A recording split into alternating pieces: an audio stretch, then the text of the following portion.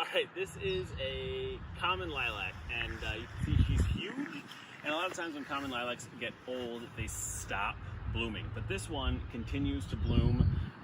Isla's filming for me today, so if you come up here, you can see all the old flowers, and they're all over the plant. And so these are all the old flowers. And the reason why it gets a lot of blooms on here and just looks spectacular is because we do rejuvenation pruning. So it's a big word, just means that shrubs, as they get older, they stop producing as many flowers and seeds and that kind of thing as they get older. So there are a couple different ways that you can handle rejuvenation pruning, and that is either just cut the shrub all the way back to the ground once every 3 or 4 years, or you can pull out a couple of the big stems every year. And so that's what I do with a lilac, because lilacs, unlike other shrubs, they bloom on the previous year's stems. This is growth that we have going on right now from 2021. So this is this year's growth. And then as I've been working outside, as you can tell by my hands. And so as this grows, this will set this year a flower bud on the end of this new growth. And so this new growth will have the flower all ready to go.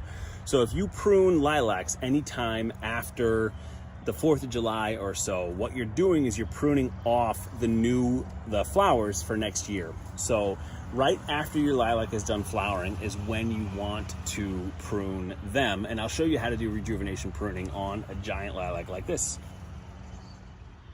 All right, so this is what the main stem portion of the lilac looks like. And so as you can see here, we have a dozen or so of these big, probably 10-15-year-old stems, branches, canes that are coming out of here. And so if you come down and, Isla, can you show them right here?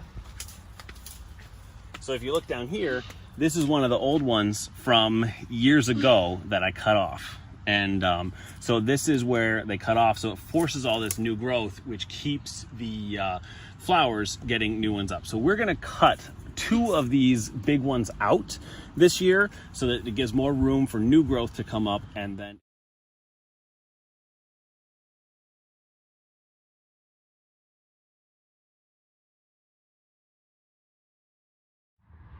it's obviously a lot easier if you have a chainsaw, which I do not have.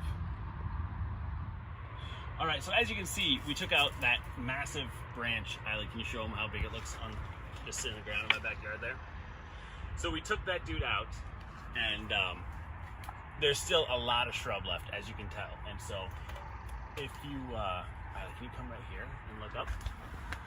So there's all this new space that has been created for new canes to grow in. So like this one right here that's currently smaller will grow into a much bigger one. This one that's right beside where we cut it off, that will grow into a much bigger one.